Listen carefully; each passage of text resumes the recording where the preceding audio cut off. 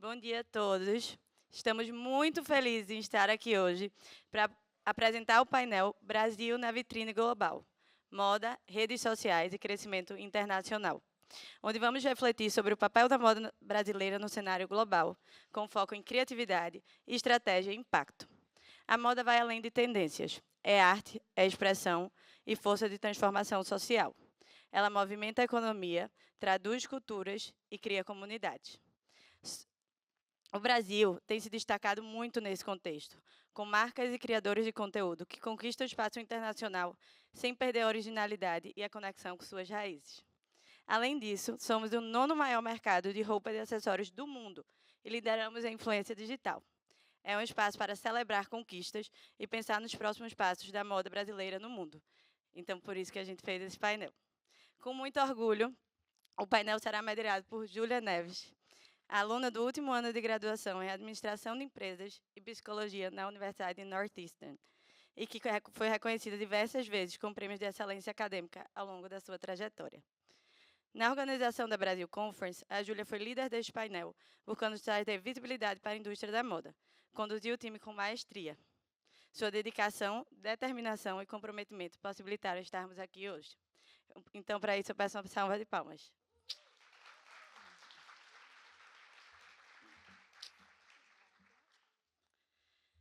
Patrícia Bonaldi é uma das estilistas mais influentes do Brasil, reconhecida internacionalmente por sua trajetória inspiradora. Criada em Uberlândia, deixou o direito para correr atrás de sua maior paixão, a moda. Fundou a marca há mais de 20 anos. A Patibô é marca desejo no Brasil e no mundo e une a artesania brasileira com a sofisticação contemporânea. Com mais de 14 lojas no Brasil e 2 nos Estados Unidos, Miami e Nova York, a Patibô está presente em 26 países, com mais de 600 pessoas englobadas globalmente, empregadas globalmente. É a única marca brasileira no calendário da FDA, Council of Fashion Designers of America, e também na New York Fashion Week, sendo responsável por exportar a moda brasileira para o mundo. Comprometida com o impacto social, Patrícia criou o Instituto Costurando Sonhos, que já formou mais de 500 mulheres na arte do bordado manual, fortalecendo o legado da costura feita à mão. Suas criações conquistaram celebridades como Beyoncé, Rihanna, Jessica Alba, entre outras, consolidando a marca como símbolo da moda brasileira no mundo. Para a Patrícia, uma salva de palmas.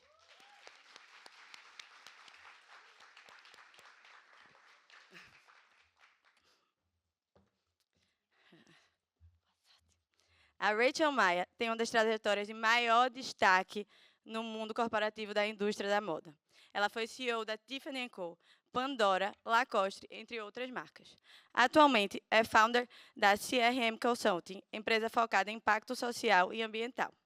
É colunista econômica da Vogue Negócios, preside o Conselho do Pacto Global do Brasil e atua como conselheira em empresas como Vale, Grupo Pão de Açúcar, Banco do Brasil, Alma Viva, Mighty S, com forte presença em comitês de sustentabilidade, auditoria e pessoas. Com experiência em direitos humanos, mudanças climáticas e transição energética, fundou o Instituto Capacita-me, dedicado à educação e empregabilidade de pessoas em situação de vulnerabilidade. Em 2024, recebeu o título de doutora honoris causa pela Universidade Estácio de Sá. Formada em Ciências Contábeis, tem MBA pela FGV, Fundação Instituto de Administração e especialização em Harvard. É autora do livro Meu Caminho até a Cadeira número 1 e mãe de Sara, Maria e Pedro Antônio. Sua missão é transformar a sociedade por meio da educação, inclusão e diversidade. Para Rachel, um grande aplauso.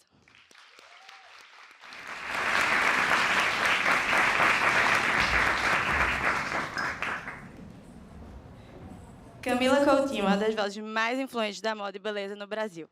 É empresária e criadora de conteúdo. Foi pioneira no universo de moda no Brasil. Nascida em Recife, Pernambuco, minha conterrânea, iniciou sua trajetória em 2006 com o blog Garotas Estúpidas, se tornando a primeira influenciadora do país. Atualmente, Camila também é founder e CEO da GE Beauty, marca de hair care, e do Garotas Estúpidas, plataforma que ajudou a transformar o cenário da comunicação da moda no país.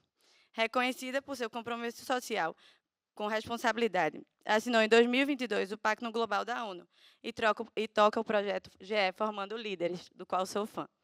A autora do livro Estúpida Eu é reconhecida internacionalmente. Já palestrou 2 vezes no TEDx. Faz parte da lista Business of Fashion 500, que reúne os nomes mais importantes da indústria da moda global. Foi destaque na Forbes Under 30 e também está na lista das mulheres mais poderosas do Brasil. Com mais de 3 milhões de seguidores no Instagram, Camila promove discussões sobre moda, empreendedorismo e cultura, sendo reconhecida por seu estilo autêntico e por valorizar suas raízes culturais em seu trabalho. Para Camila, uma salva de palmas.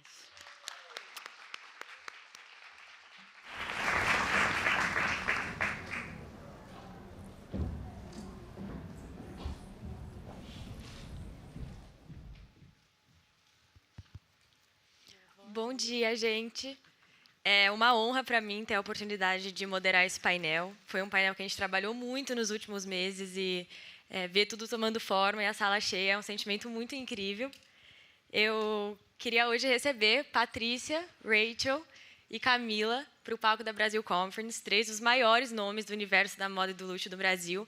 Obrigada, gente, por estarem aqui com a gente. Obrigada, você brilhou. Vocês todas, meninas, parabéns. Obrigada. Então, vamos começar já falando de trajetória. Camila, você criou relevância num momento que a influência digital nem existia no Brasil ainda. E hoje, praticamente 2 décadas depois, ainda segue sendo uma das maiores influenciadoras procuradas pelas marcas. Como você mantém a sua relevância em um mercado que é tão volátil? E como você consegue fazer isso, só que sem perder a essência da Camila lá do começo?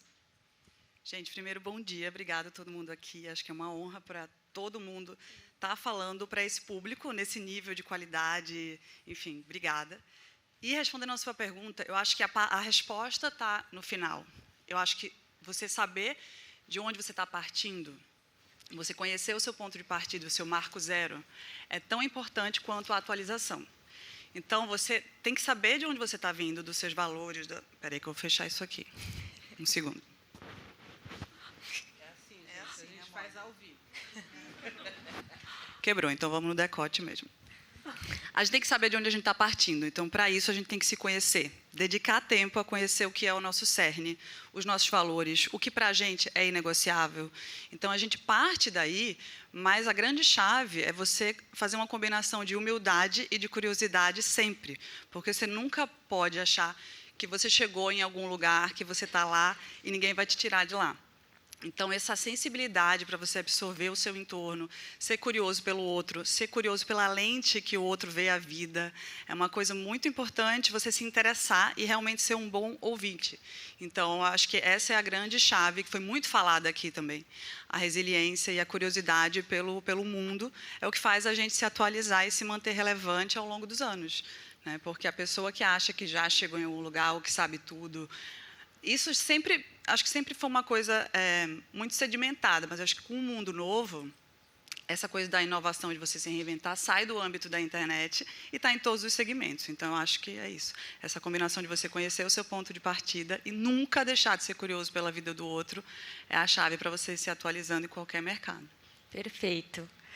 Rachel, a sua trajetória ela é de muita superação e muita conquista. Você entrou no mercado corporativo, assumiu cargos de liderança altíssimos, em um mercado que geralmente pode ser excludente e predominantemente masculino. Então, como foi essa trajetória e como você conseguiu construir essa carreira de tanto impacto? Primeiro, bom dia a todos. Uma satisfação estar aqui com vocês, fazendo uma rápida apresentação inclusiva aí a audiência aí do YouTube e assim por diante. Sou uma mulher preta de 1,83 m, 1,83 m, pele retinta, com cabelo aqui até abaixo do ombro. Estou de look Pitbull. E salto, adoro salto, gente. Eu sou 1,83 m e sou abusada. Eu sou uma dessas mulheres braba aqui, tá? Pessoal que está nos assistindo, que é isso, tá? Aliados, amo vocês, mas aqui, essa audiência aqui só tem mulher braba. E eu não sentei na cadeira de presidente CEO e estou como presidente e CEO de conselhos e afins por causa da minha pluralidade. Eu sentei por causa da minha competência, por causa dos meus skills. Isso é muito importante. Isso é muito importante. Agora, ser uma outlier do processo, este é o desafio. Eu não sou a única. Então, como você perguntou, processos excludentes a gente vive diuturnamente. Como a Luana falou aqui agora, a Rê, a Patrícia, nós somos mulheres sentadas em cadeiras predominantemente, que não é o nosso estereótipo nem o nosso fenótipo. Porém, nós decidimos este lugar de fala. E quando você decide o lugar de fala, você não está incomodando só o sexo oposto, você incomoda outras mulheres também. Então, nós temos que lidar com isso, mas lidar de uma forma mais generosa, lidando de uma forma mais inclusiva. Então, eu acho que é por aí que eu tenho seguido essa trajetória. Então, sim, é fantástico você estar sentado em cadeiras que eram predominantemente dos meninos, mas, com esta característica, eu vejo que é fundamental nós estarmos também em lugares onde os meninos estão. Eu jogo golfe toda sexta-feira, não é porque eu adoro, é porque o investidor está lá e ele decide lá, porra. Então, eu tenho que estar lá, eu preciso estar fazendo parte daquele talk, daquela conversa. Estar nos lugares não necessariamente só que a gente adora. O que eu adoro é estar ontem à noite com as meninas aqui, nos drinks, numas conversas meia capivara, meio estranha. É verdade, umas conversas que você fica assim, gente, você beija muito na boca. Beijo, gosto, sou mulher beijadora. E assim por diante. Mas chegou no dia seguinte, cara, vamos falar de business, vamos falar de negócio e vamos fechar negócio. Então, nós não mudamos de cara, olha, aqui eu sou uma, aqui eu sou outra. Eu sou a mesma Rachel em qualquer lugar. Então, estas observações, e eu tomo cuidado, Camila trouxe aqui questões de ter cuidado, saber do nosso ponto, do nosso marco zero, muitas vezes com a vida, que a nossa jornada, nós tendemos a naturalmente esquecer do nosso marco zero e passar a acreditar que nós somos aquele momento, só que não. Porque as pessoas vão nos ver pela nossa jornada. E aquele legado, Alexandre o Grande, ele não traz no livro dele que ele quer ser enterrado com as mãos do lado de fora? Tem uma simbologia. O cara foi o grande, ele foi o top, mas entendendo que eu cheguei sem nada e parto sem nada. O que interessa é aquela galera que está seguindo a procissão, admirando tudo aquilo que eu fiz. O que nós estamos fazendo a partir deste marco? O que eu estou fazendo a partir do momento que eu tenho a decisão? E aí, Gil, se você me permite, só para concluir a minha apresentação, por que eu fiz o meu melhor para estar aqui com vocês, vocês que são fruto de uma geração que provavelmente filhos de pessoas que hoje lideram e que amanhã vocês vão liderar, vocês não precisam esperar amanhã para influenciar. Provavelmente, os seus pais, tios e afins já são aqueles que influenciam, que formam board, que formam conselhos, que são as pessoas respeitadas, influenciadoras da geopolítica. Esse incômodo tem que vir a partir de agora. Vocês não precisam esperar concluir para começar a influenciar. Questionem, façam perguntas que não faziam parte do seu ecossistema. Saia dessa zona de conforto. Nós, no Brasil, precisamos de vocês. se vocês não tiverem este senso, faça um teste do pescoço. Veja a sua zona de conforto. Você continua do lado dos seus, com aqueles que sabem tanto quanto ou mais que você. E não é disso que nós precisamos. Para agora, nós precisamos de vocês para atuar na transformação que é iminente e que não aceita mais exclusão, nem no mundo corporativo. Obrigada. Muito bom.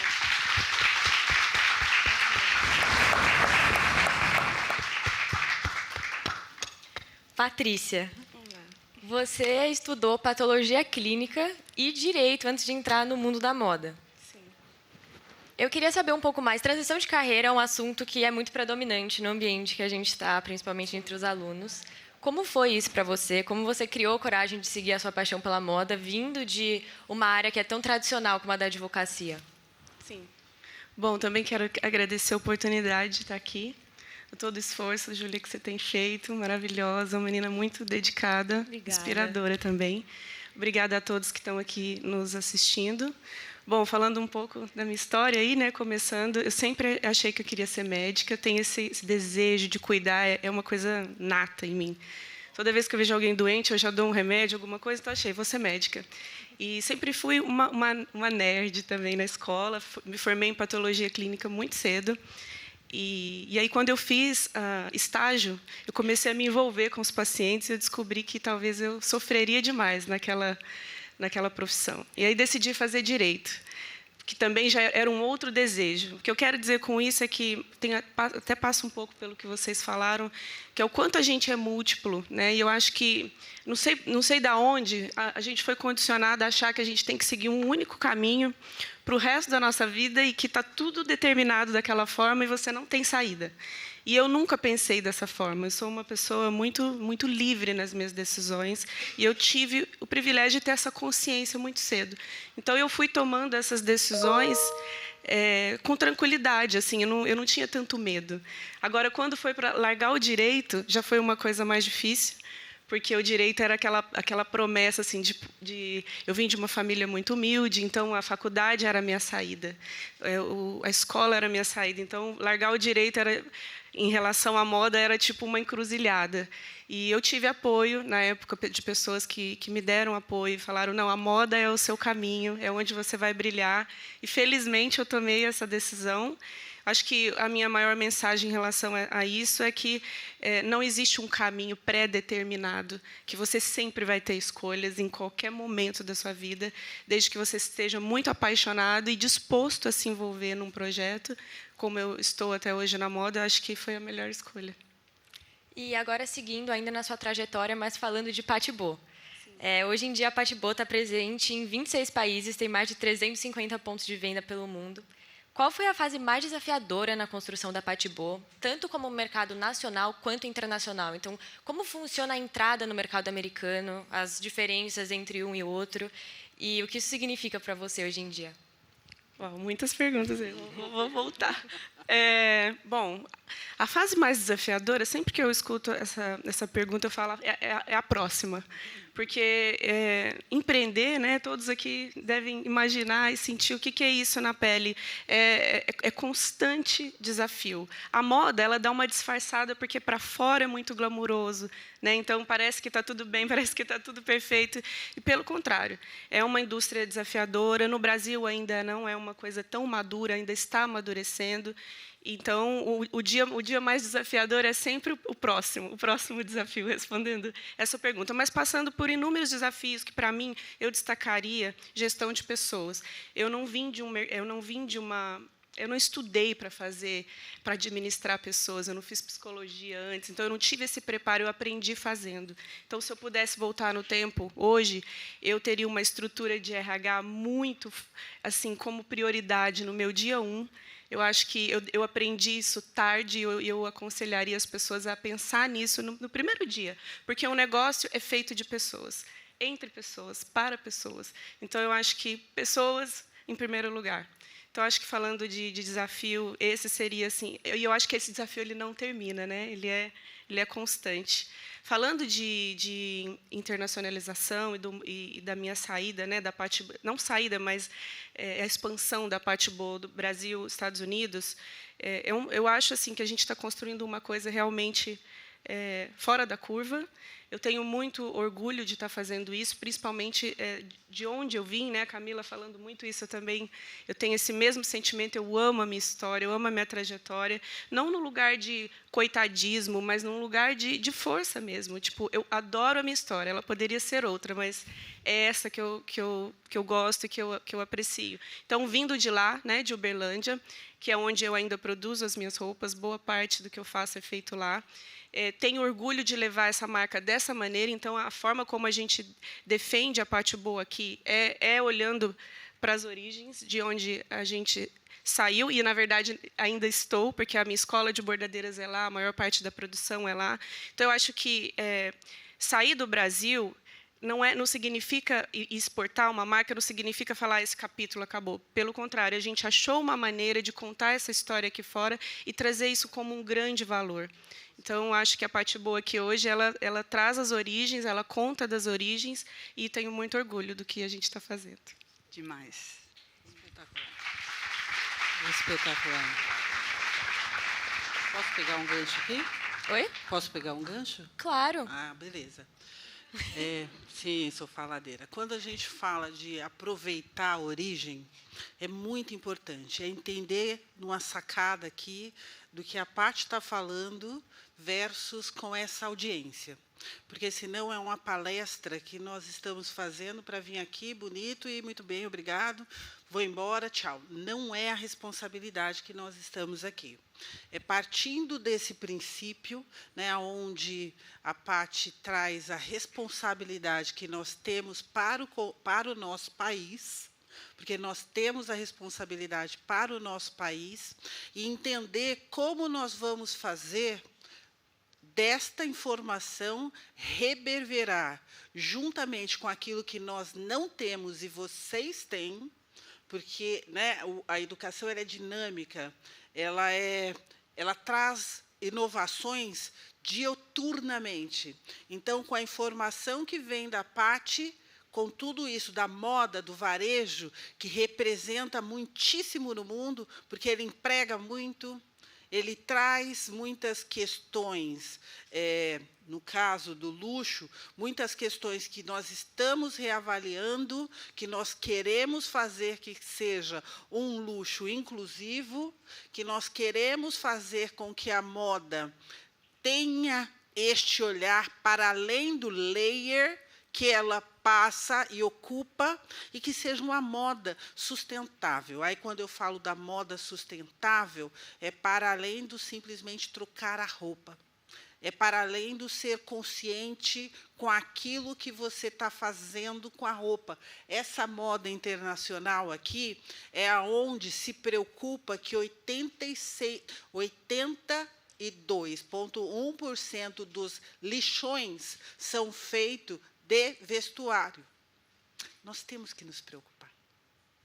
Nós estamos falando do 9º maior setor, que é o de moda o brasileiro, mas que ainda gera muito luxo. Nós usamos apenas 20%. Dessa moda. Estou falando tanta besteira que o meu microfone mudou, né? É desta moda que nós estamos falando, essa moda consciente. E o que vocês aqui, que sabem muito mais do que nós, podem adicionar valor àquilo que nós já estamos encantando no mundo. Fora que a Porque gente modéstia à tem parte, ela encanta a Beyoncé, ela encanta a Rachel Martin, ela encanta todo mundo. Mas é importante. Sim. Ai, perdão. Não, só concluindo. Então, esta é a informação importante, aonde eu, estrategicamente, faço parte dos conselhos, eu sou a estratégia, tenho o presidente, e o presidente vem até mim para eu entender o que nós vamos fazer na moda, mas só que, se não tiver a opção da estratégia, da inovação, a gente não vai sair do lugar. Vocês entendem a importância de vocês? Vocês entendem a importância deste momento para que vocês saiam daqui de forma reflexiva? Para além de ver uma influencer top, de uma empresária socialmente próspera, porque para além do financeiro, ela olha o social, então é uma empresária socialmente próspera, mas para além disso, é causar um incômodo. E este incômodo é só de vocês para vocês. Era essa complementação que eu queria fazer. Obrigada.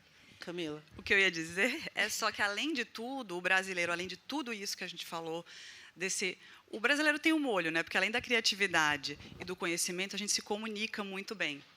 Então, acho que o que essa conferência tem de especial, além do óbvio, é que as informações que a gente vê aqui, nós, com a nossa natureza, a gente consegue traduzir em informação e comunicação e repassar de uma maneira muito natural e muito carismática. Então, não é só sobre o que acontece aqui fisicamente, é sobre como essa mensagem é levada de uma maneira fácil de entender para mais gente. Eu acho que o brasileiro tem essa mistura que faz a gente conseguir comunicar mais. Então, acho que é um ponto diferente que rola aqui só no Brasil Conference, sabe? E, Rachel, você tocou num ponto agora há pouco, que inclusive era um que eu queria expandir mais com vocês, e isso eu quero ouvir de todas. Eu já te ouvi falar em várias das suas entrevistas que o luxo ele não deve ser exclusivo, né? Ele deve ser inclusivo. Então, para vocês, como a gente equilibra esse conceito, mas, ao mesmo tempo, sem perder a experiência premium, né, luxuosa, que o consumidor ainda espera? Então, é possível a gente equilibrar? E como a gente faz isso? Quem começa? Posso começar? Vai, por favor. Pode falar, Paty. Eu adoro essa pergunta e, para mim, ela não é nem um pouco difícil de responder, porque eu não acredito nesse luxo como do antigo luxo, de margens abusivas. A gente está vendo que isso o próprio consumidor ele não aceita isso mais. Ele já está muito bem educado quanto custa as coisas, qual o preço das coisas.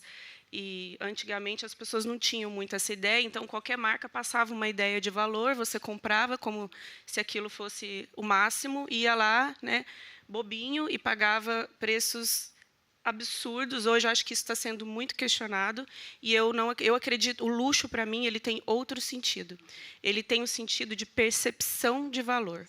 Ele não é a percepção de uma ideia que você pôs na minha cabeça e eu vou comprar só porque você é cool. Eu preciso entender e acreditar que isso é bom e que faz sentido e que vale o que está sendo cobrado. Então, eu acho que isso, para mim, é um luxo mais inclusive mais atual, porque ele não brinca com a cara das pessoas, ele conversa de igual para igual. Olha, esse é o meu valor, você consegue perceber? E isso tem valor por isso, por isso e por isso. Com mais transparência, com mais honestidade. Eu acredito nesse luxo. Não quero ser uma marca. Eu sei que o meu produto ele é caro, né, para alguns padrões, e não poderia não ser, porque isso aqui foi feito por uma pessoa. Se não fosse caro, alguma coisa estava errada, mas ele não é abusivo. Que eu acho que é aí que eu acho que é onde em termos de preços e marcações, que é o meu ponto específico aqui, que eu acho que é um ponto que as pessoas estão começando a se ligar mais. Então, eu acredito no luxo como percepção de valor. Uma cadeia inteira onde você enxerga tudo o que foi feito para chegar até ali, e, no final, você fala, uau, isso vale, e eu quero fazer parte, eu quero não só ter esse produto, como eu quero fazer parte dessa história. Excelente, excelente. O luxo é aquele que não traz o trabalho análogo à escravidão. Quem aqui já teve a oportunidade ou a preocupação de entender como que é a origem daquela roupa que você veste? É isso. Esse é luxo. É disso que eu estou falando. Esse luxo passado, né, Paty, que ele era alto, magro para um fenótipo, não cabe. Não cabe mais. Esse luxo que atende de porta fechada, aonde você tem que pedir licença para entrar na loja, e muitas vezes a tua numeração, meu sapato 40, é um desafio. Meu número 46, 48 é um desafio. Meus peitos 48, 5 é um desafio. O meu luxo é entrar no lugar, entender que qualidade versus inclusão me cabe. Este é um luxo consciente. Este é um luxo que nós precisamos. Para além desse luxo, eu estou aqui para fazer aquela parte do incomodar, né, Paty? Para além desse luxo, aonde eu entro numa loja, gente, que tem muitos só iguais a você, cadê aquela gorda da loja? Cadê aquela preta da loja? Cadê aquela PCD da loja? Ou vou para um fashion show, que seja Milão, Paris, né? Onde a gente vai, sempre sim, que nós vamos no fashion show de São Paulo, e assim, Nova York, e assim por diante, aonde a primeira fileira são todos iguais, né? Ainda são os mesmos perfis, mas estes perfis vocês aqui podem influenciar. Sabe aquela sala que a Paty, ela trouxe a moratória, ela trouxe, assim, muitas vezes a sala, ou até mesmo a minha amiga Thalisa aqui, que é a única executiva do mundo de, não é MMA, é luta, né? Como que chama? Boxe, que é a única. Então, muitas vezes, não nos chamam na sala. O luxo é, muitas vezes, eu ter... Qual é seu nome? Você. Não, você atrás. Você mesmo. Não, ele. Renato. É muitas vezes só o Renato ser convidado para a sala de decisão, porque ele é homem. E aí, naquela sala, não entra mulher para decidir. E, Renato, por favor, você pode me fazer ter voz e vez naquela sala que vão decidir a estratégia da empresa? Nós temos que estar muito mais rápidos e perspicazes. Não dá para ser mais a mesma preocupação neste luxo do passado. Não dá mais tempo. Vocês sabem melhor do que nós, está tudo muito rápido. Então, luxo é, mesmo eu não estando, nossa ideia está sendo representada. É exatamente esse luxo que nós precisamos, desse imediato. O vestuário é parte de um processo que talvez me defina ou não. Mas este processo tem que ser definido por nós. Esse incômodo, este olhar tem que ser definido por nós. Quando eu participo de um podcast da Broadway e assim por diante, que trago pensamentos e inovações que antes não eram ditos, aí você fala assim, desliga o microfone e fala assim, fui demais, fui muito abusada. É saber que, muitas vezes, nós estamos passando pela arrebentação, mas, mesmo assim, ter a humildade de, no final, falar assim, tá bom assim? Consegui levar a mensagem? Essa é a parte importante. Este é o para além do olhar, essa é a influência que eu quero causar neste Brasil Conference. Muito bom. É sempre muito difícil responder depois de você. Não, cara, por favor. É sim. Complementando, eu acho que depois de ouvir isso, quando você escuta a informação e adiciona novos dados na mente, é uma responsabilidade a mais que você, depois que você ouve a palavra e a informação, não tem volta. Você já tem aquela informação, você já absorveu aquele conceito novo. É isso aí. Você já ouviu. Você é responsável, então, né? Conhecimento é poder. Exatamente. Você adicionou uma nova lente no seu olhar. E eu acho que eu sempre trago para o meu lado, com o boom das redes sociais e da primeira pessoa e da mídia saindo de poucas pessoas formando opinião e todo mundo aqui sendo capaz de formar opinião e propagar as mensagens, os conceitos ficaram muito mais elásticos. Então, assim, o próprio conceito de sucesso ontem, a gente viu 2 bilionários questionando se todo mundo queria ser um bilionário. Porque não é para todo mundo, não deveria ser a mesma escolha para todo mundo. Exato. Então, eu acho que acompanha essa história do conceito de sucesso e do conceito de luxo. Porque quando você tem acesso à informação, aí você começa a questionar as coisas e entender, eu vou comprar esse produto por causa dessas razões, além dele ser um produto lindo e que funciona incrível. Você já tem esse conhecimento. Ou então você vai redefinindo o que tem valor para você e o que é luxo para você. Porque a gente estava questionando aqui no off ontem, essa marca aqui eu acho que eu não tenho mais vontade de usar. Porque o que ela representa não é o que eu quero mostrar. Não são os valores que eu acredito mais nesse contexto de mundo. Então, eu acho que a moda e o desejo, ela acompanha, sim, as mudanças de mundo, mas eu também gosto de sempre olhar com um olhar realista, porque a gente só consegue consertar quando a gente enxerga a realidade de que ainda existe muita gente para comprar esse conceito. Eu acho que o luxo, principalmente nesse ano que a gente está vendo maior troca-troca de estilista, muita coisa mudando, eu acho que é porque o luxo splitou. A renda está tão concentrada que virou o luxo, o Tier 1, e o Tier 2, que são os mercados emergentes, e o luxo está com uma crise, além de preço de produto. Que pessoas querem comprar esse produto? Porque é semiótica pura, a mensagem que o produto que você está carregando passa. Esse então, é um reflexo eu acho da globalização. Sim, né? Eu acho que está nesse momento das pessoas reavaliarem que mensagem elas estão querendo passar e com mais informação na mesa para tomar decisão. Então, é uma transformação que a gente está vivendo e assistindo ao vivo, né? É demais. É isso aí. Mas esse reflexo da globalização, Camis, é importante porque ele traz um reflexo da escolha e do conhecimento.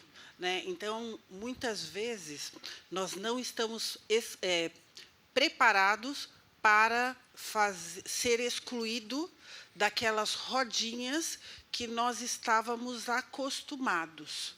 Porque era legal, cool, todo mundo vestir, né, desta forma, se portar deste jeito, e aí só que não é mais legal, porque você é detentor de conhecimento. E quando você é detentor de conhecimento, não é mais legal fazer algo que você tem essa consciência. Perfeito. Pelo contrário, você tem que ser aquele chato do cafezinho, o chato do rolê, de fazer com que as pessoas... Porque saindo daqui, a gente está atingindo uma massa muito pequena. Então, o que a gente espera é que vocês saiam daqui e reverberem. E muitas vezes você vai ser o chato do rolê. Mas sabe o que eu acho que é uma coisa que a gente pode aprender com essa criação dos símbolos de semiótica de moda? É que tem tantas coisas mais legais de ostentar, tão quanto. Então, tipo, eu acho que a gente aqui, como, enfim, pessoas que formam opinião e pessoas que formam, né, tendência, eu sempre falo isso. Que sonho seria se você ter um trabalho social, você dedicar o seu tempo para o outro, tivesse o mesmo valor do que você carregar uma bolsa de milhares de dólares. Ostentar novas coisas, sabe? Camis, eu sou conselheira da Vale, que é uma mineradora, gente. E eu sou responsável pela sustentabilidade. E, depois de alguns anos, eu consegui que todos os projetos tenham um certificado que se chama LISA, de levantamento de impacto socioambiental. Quase me convidaram para me retirar, né? Investidor perguntando, porque... Depois de 3 anos, deu certo, funcionou. O luxo é você implementar na audiência que não é aquela que é comprometida com você. A audiência que está convencida, está ótimo. Eu quero estar naqueles lugares que não estão convencidos. Eu quero estar naqueles lugares que nós convencemos do mínimo ser aceitável. É estes lugares que esse é o luxo. Esse é o luxo de você estar sentada sobre algo que tem uma responsabilidade para além daquilo que você consegue tangibilizar. E essa responsabilidade, vocês precisam sair daqui com ela. Porque, caso contrário, a gente vai continuar na superficialidade. E aí, quando nós trouxermos temáticas para a geopolítica, que seja o luxo de saber o que é mudança climática, o luxo de saber o que são impactos ambientais, o luxo de saber como isso tudo impacta nas redes sociais e no crescimento internacional, você vai estar no raso. Você não vai conseguir passar pela arrebentação, porque tudo isso está conectado. Essa interseccionalidade, ela está junto com a geopolítica. Então, para eu falar de varejo, para eu falar de luxo, para eu falar de sucesso, eu preciso de vocês, influenciando aqueles que estão lá fora. Obrigada, Rachel. A gente não tem mais muito tempo, só tem mais 1 minuto e meio 0 minutos. de palestra, então eu já vou para a nossa pergunta de encerramento. Oi? Ah, tá, não. Então, mentira, tem muito tempo sim, tá? Então não precisa. Então, minha próxima pergunta é para a Camila e para a Patrícia. A gente conversou sobre isso ontem Vocês até, entenderam inclusive. que ela me excluiu, né? Que eu Ah. tô falando. Entenderam, mas tudo bem. Mas a gente vai querer saber a sua opinião. Eu acolho e respeito. Mas vocês já vão entender o porquê. Acabou sendo uma coincidência, e como eu falei para vocês, eu não acredito em coincidências, mas acabou sendo uma coincidência incrível vocês duas estarem aqui juntas, porque eu queria falar um pouco de identidade pessoal e identidade da marca. Vocês duas trabalham em um meio onde vocês têm que conciliar essas duas identidades, né? Então, você, Patrícia, em certo ponto, sua marca deixa de chamar Patrícia Bonaldi, vira só Patibô, e você, Camila, trabalha muito com a sua identidade, né, sua marca pessoal como influenciadora e também com a GE Beauty. Então, como funciona essa dualidade no dia a dia? Como é que a gente equilibra as duas coisas? Posso começar? Vai, amiga. Bom, essa história é muito engraçada, vou contar rapidamente, temos pouco tempo. A minha história passa muito pela da Camila. Eu falei que a minha história com ela daria um painel para a gente contar tudo que a gente faz nos backstage. A história ficou muito interligada em vários pontos importantes, meus e seus, né? Muito louco isso. E o dia que eu criei a Patibô, a gente estava juntas, e a gente lembra desse dia, que foi quando eu falei para ela, Camila, eu vou matar. A gente tem muitos papos que a gente fala, papo cabeção, né? A gente adora conversar e trocar ideias. Até porque nós temos muitos interesses que vão além da moda, mas às vezes no Instagram isso não aparece, pelo menos no meu não aparece tanto da Camila mais. Eu sou mais introspectiva, não falo tanto, mas eu tenho muitos outros interesses, até pela minha transição de carreira vocês perceberam que eu tenho muitos interesses. Eu sou musicista, eu sou patologista, então eu tenho 1000 coisas na minha vida. Mas esse dia eu decidi, falei para ela, eu vou matar a Patrícia Bonaldi. Ela, que isso, amiga, você está louca? Eu falei, vou matar, vai morrer Patrícia Bonaldi como marca, e eu quero que seja Patibô. Isso tem mais de 15 anos, e era a visão que eu tinha lá atrás, e nesse momento era muito normal assim, ter muito orgulho, né, da marca ser o seu nome. Quando eu comecei a marca com 21 anos, ainda... Isso foi bem antes dessa conversa. Era essa ilusão assim de que tem que ser o meu nome, a minha cara e tudo. Mas eu quis separar ali, pensando em várias razões, porque eu acho que eu não sou a Patibô, né? A Patibô é parte de mim. Eu acho que isso vai até no início da conversa, voltando para tudo que a gente falou. Nós somos múltiplos, temos múltiplos interesses, podemos realizar muitas coisas na vida. E eu falei, Patibô é um projeto e eu quero construir ele, dar o meu melhor. Óbvio que é um pedacinho de mim, até é um short name do meu nome, né, Patrícia Bonaldi. Mas é uma coisa que eu quero construir, levar até onde eu puder, entregar tudo que eu puder, mas é parte de mim, não me define nem como pessoa e nem como profissional. Então, assim eu vejo tudo. Tudo faz parte de mim, mas não me define como um todo. Então, eu me vejo fazendo outras coisas no futuro, outros projetos, eu me vejo fazendo coisas bem diferentes da moda. Às vezes as pessoas nem acreditam, não te vejo fora da moda. Podem ter certeza que vocês vão viver fora da moda em outras áreas.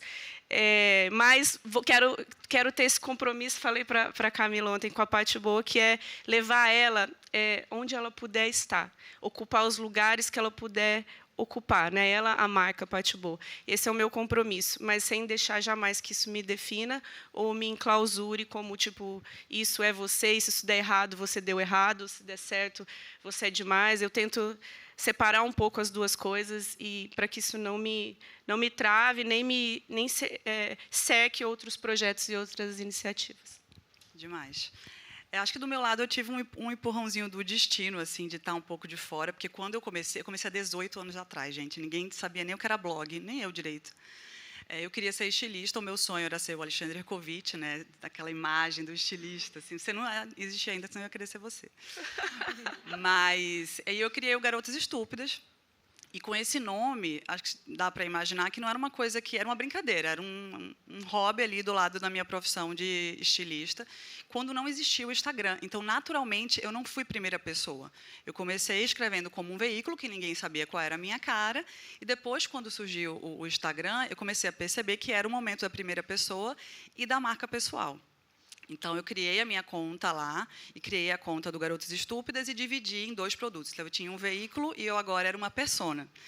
E aí que começa, junto, caminhando com essa era do Instagram, essa preocupação de você montar a sua persona para o público. Querendo ou não, todo mundo que tem Instagram está editando, de alguma maneira, a sua presença para alguém.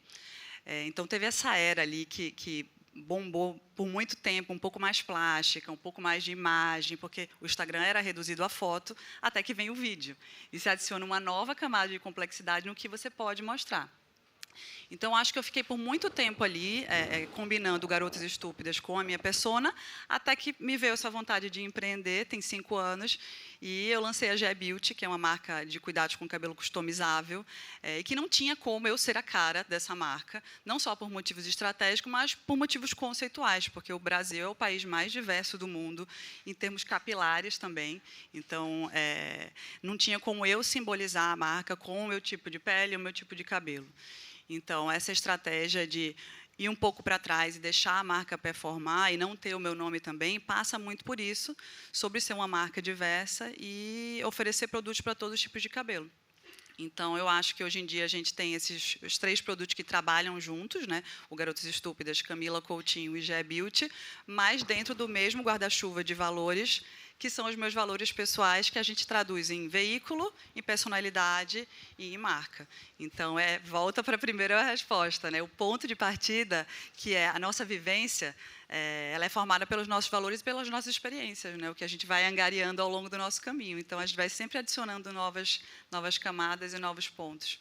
E como a Paty falou, também uma das missões assim, que me faz acordar todo dia, não é só comunicar produto, comunicar moda, mas fazer as pessoas desenvolverem pensamento crítico dentro daquela grande vitrine e veículo que eu tenho.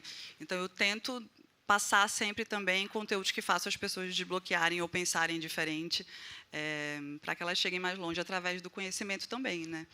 Traduzir um pouco da vivência em conteúdo, eu acho que é o que me faz acordar todos os dias. Pode falar. Eu não sou influencer, porém eu também sou pop, tá, gente?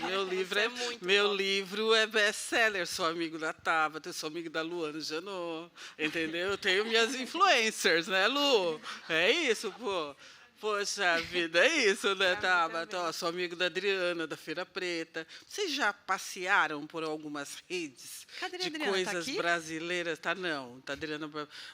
Tem coisa brasileira que vocês podem ser os influencers para catapultar de forma completamente diferenciada. Vocês sabem que o IDBR faz um evento no Copacabana, no lugar mais top que tem, entendeu? Um negócio mais chique, né, Lu? Esse ano você vai me convidar, né, palhaça? É isso, né? Estaremos lá, 7 de maio. Entendeu? Presta atenção.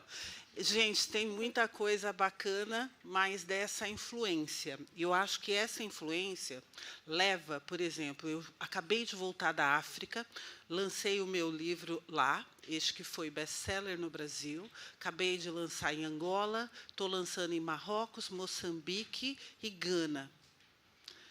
A minha ancestralidade me faz, quando essas meninas aqui, eu estou ouvindo que é produto de sucesso, querer lançar os produtos, e eu já estou fazendo isso, tá? Já abri a RM International e já vou exportar produtos. Vou exportar o de vocês também, só para vocês saberem, tá? É isso. Entrem no site da Nigéria, entrem em moda, em fashion world da Nigéria. Eles estão #1. Olha, entrem em informações econômicas do continente africano. Até 2050, vejam a importância e a falta de tecnologia, Tânia, que a gente pode fazer com que a história se escreva em uma outra perspectiva. Time da CIMED, eles querem vocês lá. É isso, gente. Esse luxo. Eu estou agora voltando para Marrocos, Casablanca, que o embaixador vai estar fazendo um evento bacana, eu vou estar convidando alguns investidores. Este é o nosso movimento. E eu vou falar que eu tive aqui no MIT, and Harvard, and so, fazendo as coisas, e se eles têm um espaço, vocês estão aptos e prontos para estarem também no continente africano. É disso que eu estou falando. Eu estou nas maiores globais empresas, sim, como conselheira. Até o ano passado, gente, eu brincava em um dos conselhos de uma das empresas globais eram 13 pessoas, e eu falava assim, ó, 12 homens e um segredo. Sabe por quê? Porque eu era a única mulher, por anos. E, mesmo assim, as pessoas não fechavam a estratégia sem saber do feedback da Rachel. Então, para este luxo, para este Brasil de vitrine global, vocês são os nossos benchmark. Vocês são... Eu entendi já entendi. Vocês são aquilo que nós temos de mais premium na parte da educação. E como conhecimento é poder, vocês não podem se manter com esse conhecimento só para vocês. Movimentem, faça essa roda girar, mesmo que seja adote do lado de lá. Faça esse Brasil vitrine global, a moda, a rede social e o crescimento internacional, seja um influenciador, inicie por Porque não é possível. Comece a influenciar os teus pais, os responsáveis. Comece a saber como que eles estão gerindo, o quão inclusivo eles estão sendo. Comece a olhar essa vitrine que você tem dentro de casa. Se você quer mudar fora, começa dentro de casa. Beleza? Cara, prazerzaço estar aqui com vocês. Entendi que o tempo acabou. Obrigada. Obrigada, gente. Obrigada, muito obrigada. Bom, para encerrar, como a gente não tem mais, na verdade, tempo nenhum, acabou todo o tempo, eu só queria que cada uma de vocês falasse uma frase rapidinho para alguém que quer entrar nesse mundo da moda, do luxo, seja no mercado corporativo, na influência digital, no empreendedorismo. Uma frase, o que vocês falariam para essa pessoa? Pode começar, Paty. Nossa, uma frase. 20 anos em uma frase. Bom, acho que se eu fosse resumir, talvez em uma palavra, eu ouvi essa palavra aqui, eu achei até que ela está muito na minha cabeça, que é resiliência. Resiliência faz parte da minha vida, da minha história, de onde eu venho. Eu vim de uma família muito humilde, uma história que tinha tudo para dar errado. Então, acho que foi essa palavra, não só ela, mas muitas coisas, mas ela define como que eu posso dizer, o motivo pelo qual estou aqui. Então, é porque eu fui resiliente, é porque eu consegui superar tudo que apareceu e consegui estar aqui hoje falando com vocês. Eu vou adicionar uma palavra sua, então, porque acho que todas serão muito importantes. Eu acho que confiança, você tem que, para fazer coisas grandiosas, em qualquer segmento que seja, confiança é um fator decisivo. E acho que a confiança vem da construção da autoestima. E a autoestima vem de onde a gente vem. Nenhuma delas falou uma frase. Você faz uma frase compondo. A gente está dando um parágrafo. Mas eu acho que é isso. Eu acho que é a autoestima que é formada pelo nosso conjunto de coisas. Nós somos cada um SKUs únicos, com características únicas, cada um que está aqui. Então, apostar na originalidade. Vai. Espetacular. Oprah Winfrey, ela fala assim, sorte é estar preparado quando a oportunidade chegar. Crie oportunidade para o Brasil, porque ele está pronto. Nós precisamos desta oportunidade. Obrigada, gente. Obrigada. Obrigada, pessoal.